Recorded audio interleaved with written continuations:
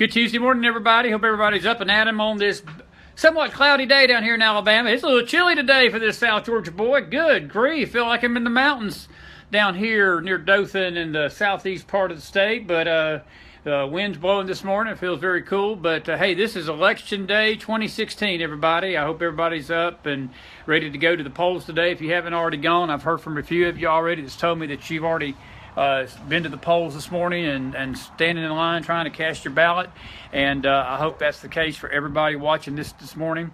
Folks, there is something in the air. That's all I can tell you. I don't think any of us know what's going to happen later today. It's all going to be coming down to turnout. We're going to be doing several of these throughout the afternoon, throughout the morning, throughout the day, and we just wanted to get on here. We're getting ready to upload our headlines into the newspaper this morning. We've got them downloaded, and it seems to be that there's a lot of long lines already this morning. But I just want to say a few comments this morning about some things that happened overnight and just some thoughts about certain things about the selection. I know we've been saying a lot of it, and I've heard from some of you, and a lot of you are saying, I'm just so glad this thing's over with, and I'm just so glad that we're getting down to the end of it. And let's face it, I think we all have a little bit of that, but folks, our country's at stake. And, the people that don't get involved in politics and they don't get involved in the country have no right to complain about the country itself. And that's one reason why we've been doing these podcasts for the last month and a half. We're up to 40 of them almost. We've been doing these live casts just to give you some thoughts. And I said something last night on the podcast. I'll say it this morning. And, we do a lot of this, folks. We're not trying to change. We're not trying to change minds and trying to. Thank you, sis. I love the colors too, red, white, and blue, baby. I'm not trying to change minds, but I'm trying to encourage those out there of you that I know are getting a little discouraged about things. And I've talked to some of you, and you've talked to me, and we feel it. We sense it. I sensed it yesterday. Sensed it last night. A heaviness on our heart about our country. And folks, let me tell you this. Our country is in the balance today on this 8th day of November of 2016. It is definitely in the balance. It is. And how the nation votes today is going to determine the future, not just for the next 4 years, but as I told you yesterday, for the next 50. Because this Supreme Court is going to be shifted and basically shaped by this next president, whether it's Donald Trump or Hillary Clinton. And, there's no telling what direction that court will take should she get elected. And this is, be frank and honest with each other, there's not any guarantee that Trump's going to, shape it any differently, even though he's promised to. And I believe he will. I believe it will be a big difference with Trump as compared to Hillary. But my encouragement to you this morning, and we're going to be doing several of these throughout the day. Daphne, I'm praying too. I think a lot of people that's listening to this are praying. And, but folks, that's the key to this today. That's the key. We have got to pray, and pray some more today, because this battle is not going to be won in the natural. Trust me on that today. This battle is going to be won in the heavenlies. My good friend Carol Bolton, excuse for the emotion, but she said something this morning that touched me, and I want to share it with you. And she said, I just pray that God will forgive us as a nation and show us mercy. And I told her something, and I'll share it with you. That God is a God that loves to show mercy to people that are least deserving of it. And if we as a nation come before Him today in humility and explain to Him and pour our hearts out to say, Lord, we may not deserve your mercy, but we definitely need it. I personally believe He will grant us mercy on this 8th day of November.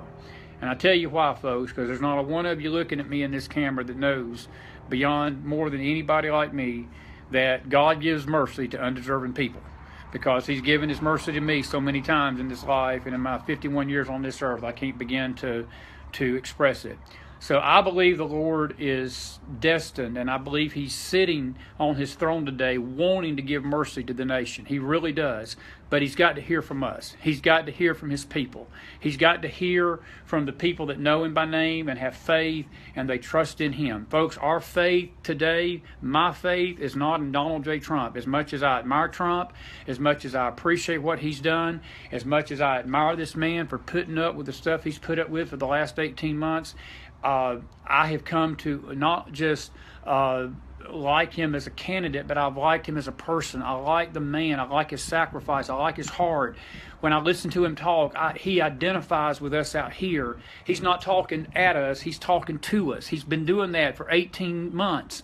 And you know, you can throw up everything that he's done in his past, but let me tell you something out there that do that before you do that. You better be daggum sure that your hands are clean as pie before you start throwing stones at anybody and start trying to bring up somebody's past and what they've done and what they've said, because ain't one of us perfect out here, and there's not a one of us that are without sin. And, you know, that's where mercy comes in, and that's where forgiveness comes in. And I believe Donald Trump, the Lord began prepping him for this moment 10 years ago myself.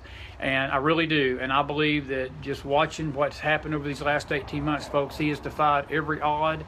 He has basically been, I mean, I've got a meme we're going to be showing on the podcast later. I mean, we were listening to the news this morning, and he's come up against the Clintons. He's come up against the Obamas. He's come up against Hollywood. He's come up against the press. He's come up against the Republican Party, folks. He's come against his own party. He's come up against the mainstream media. He's come up against the Democratic Party. He's come up against traitors within his own camp. He's come up against people that hate him. They don't even know why they hate him. They just don't like him. He's come up against the illegals. He's come up against people that are breaking the law in this country that need to be dealt with. And he's come up against such a force in this nation. It's a spirit of witchcraft. It's a spirit of Satan that is seeking control of this nation. And folks, we are at a precipice this day, this historic day on November the 8th of 2016, that we can make a change in this nation.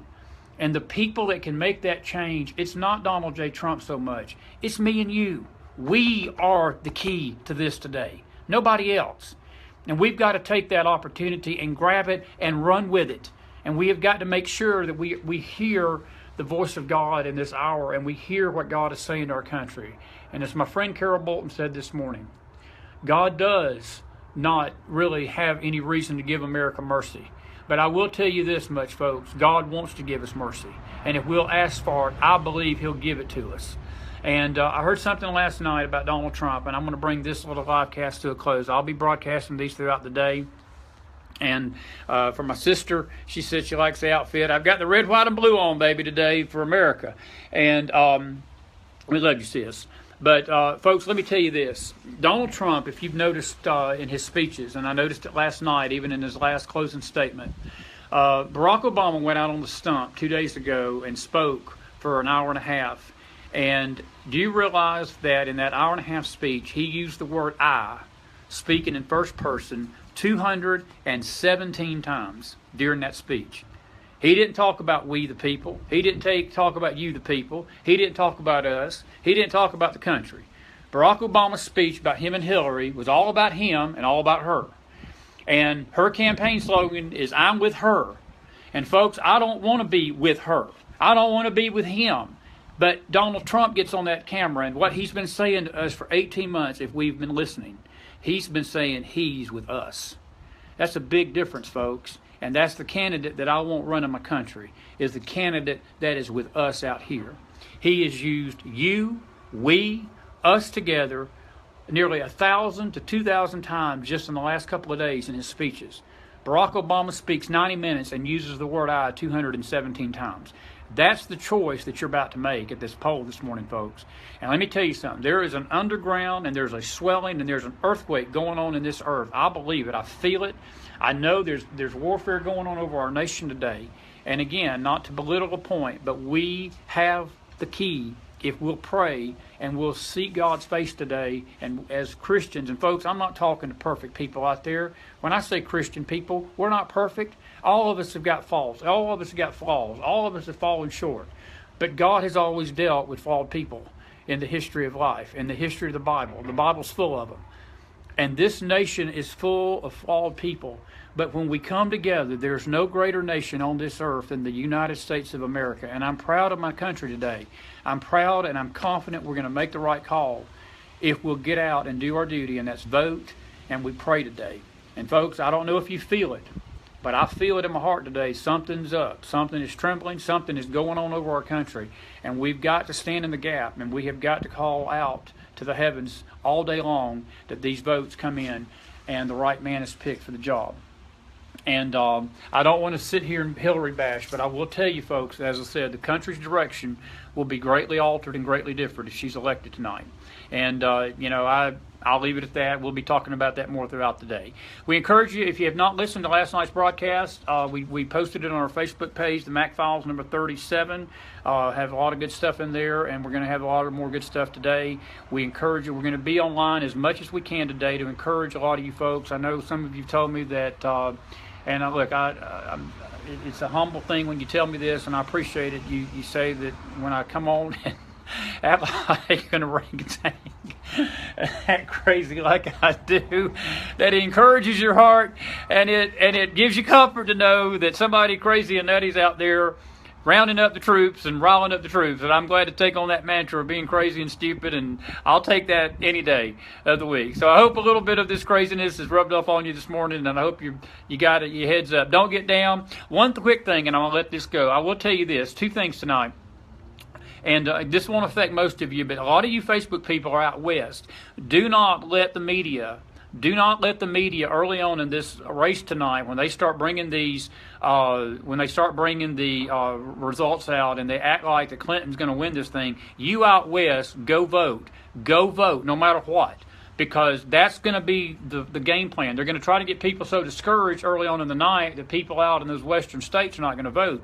Folks, your votes out west are just as important as votes in the east. And look, we have got to vote. I don't care what time of the night it is. I don't care how long you stay in that line. I don't care if you got to stand in line for 6 hours tonight, folks. Stay in that line and have your voice heard and vote. And that's my fire up troop speech on this Tuesday morning. We're going to give a lot more of these throughout the day today, folks. And listen, you be safe out there. Be blessed. God bless America. Godspeed. We'll talk to you later today. And look for us on the Mac Files. And we appreciate you joining in, man. We've had a good audience here today. And thanks for all the comments. Sis, this is for you. Red, white, and blue, baby. God bless. God bless America. See ya.